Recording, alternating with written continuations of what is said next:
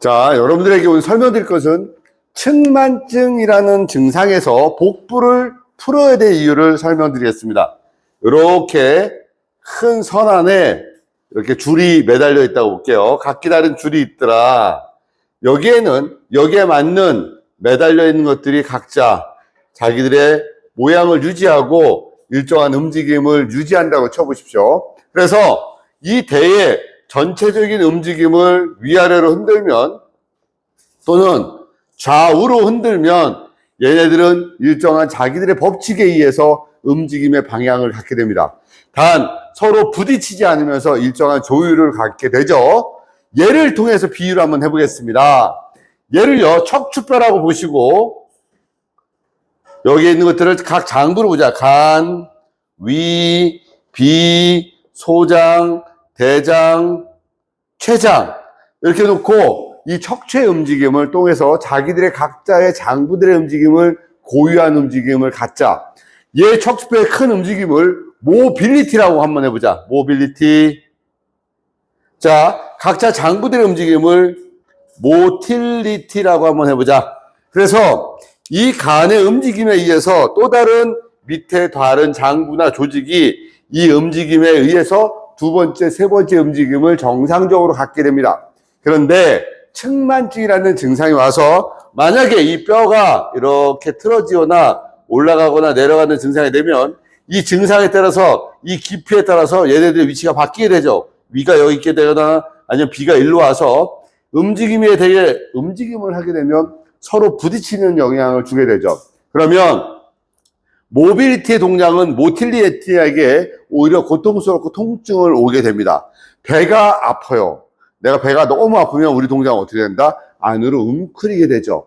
그러면 척추가 휘어졌다고 봐야 될까요? 배가 아프다고 표현을 할까요? 라고 봤을 때는 우리는 야, 그래 빨리 척추를 펴 라고 척추를 필 수가 없죠. 왜? 통증이 배에 오기 때문에.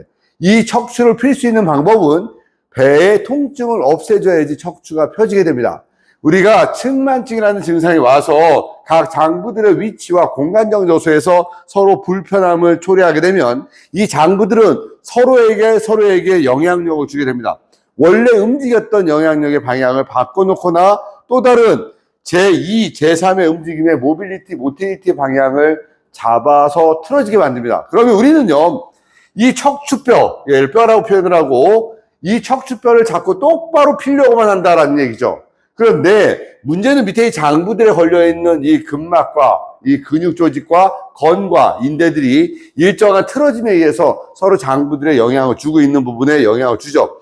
그렇다면 이 뼈를 똑바로 하기 전에 뭐부터 먼저 해야 되냐면 이 장부들에 연관되어 있는 근막, 건, 요 조직을 원래대로 따뜻하게 늘려서 풀어주고 장부들의 혈액이 몰려서 자기가 움직일 수 있는 공간의 힘을 만들어줘야 된다는 거죠. 근데 우리가 척추 측만증 환자들을 대부분의 임상가들은 어떻게 하냐면 이 뼈에만 집중한다는 거죠. 그러다 보니까 장부들에서 풀어지지 않는 상태에서는 이 뼈의 움직임이 절대로 펴지지 않습니다. 측만증이 오게 되면 어떻게 됩니까? 이 폐의 호흡의 양이 줄어들게 되고요. 또 위장의 기능이 떨어지게 되고 장부들의 기능이 떨어지다 보니까 장부들의 기능 자체는 몸의 순환과 영양의 공급과 치유에 영향을 주게 되죠. 뼈에 집중하지 말고 첫 번째 측만증이라고 하는 스콜리오시스라고 하는 그 뼈를 잡아주기 위해서는 복부에 따뜻한 열을 주고 장부들의 움직임이 원래 공간에서 움직일 수 있는 모틸리티 공간을 만들어줘야 됩니다. 왜냐하면 척추에서 요 하나하나의 자리를 우리는 배수열로 보자라는 겁니다. 흉추 3번에는 폐가 붙어 있고 4번에는 심포, 흉추 5번에는 심장, 흉추 9번에는 간, 흉추 12번은 위라고 하면 이 위치의 변화는 장부에도 변화를 주더라는 거죠. 그래서 이 공간적 요소를 편안하게 만들어 놔야지 이 척추의 편안함을 같이 유도할 수 있는 거죠. 수기를 잘한다고 하는 첫 번째 현상은 보여지는 현상 포인트. 자, 측만증의 현상 포인트가 어디입니까? 척추가 보이죠. 그러나 진짜의 그 원인은 어디에 있다? 장부들이 일단 한번 꼬여서 힘들어져 있는 상태에 복부를 먼저 풀어놔야 복부에서 일어날 수 있는 고유한 동작과 움직임을 통해서 척추에 영향을 주게 되는 거죠. 왜? 장부들의 움직임은 우리가 알고 있는 8회에서 12회 정도 어떻게 1분당 고유한 움직임을 일어나게 되면 이 장부들의 움직임이 어디에 영향을 준다? 우리는 두개골의 움직임에 영향을 주죠. 두개골의 움직임 1분당 약 8회. 이 1분당 8회의 움직임이 결국 장부들의 움직임에서 움직여지고 두 번째 두개골의 움직임은 뭐에 영향을 준다? 뇌척수에게 영향을 주게 되는 거죠.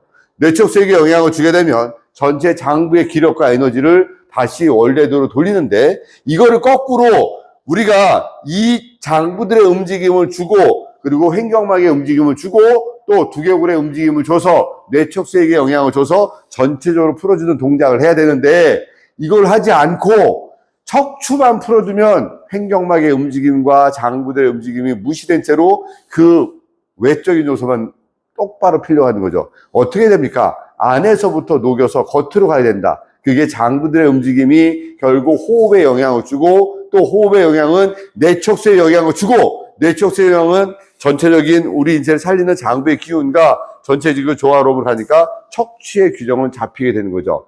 거꾸로 하면 많은 시간이 오히려 더 걸리고요. 고객은 더 많이 고통스럽습니다. 여러분들 측만증 환자들 배를 만져보면 일단은 이 복부가 이렇게 우리처럼 유격이 없습니다. 유격이라는 것은 손을 눌렀을 때 공간이 만들어지지가 않아요. 타이트하게 매달리는 거죠. 왜냐하면 여기서 이렇게 매달려서 이 위가 만약에 여기서 이렇게 매달려 있는데 일로 딸려 올라와야 되는데 옆에 있던 장기의 영향으로 그 자리에 매달려 있다면 타이트하게 매달리게 돼 있죠. 그 위장의 타이트한 매달림은 또 다른 장부에 또 영향을 주게 되는 거죠. 그래서 우리는 측만증인 고객을 허리나 척추를 먼저 보지 말고 어디부터 풀어야 된다? 복부부터 풀고 배를 따뜻하게 풀어주고 호흡을 먼저 시켜서 복부의 공간을 먼저 만들어주는 것이 치유적으로 접근하는 우선순위라는 겁니다. 아시겠습니까?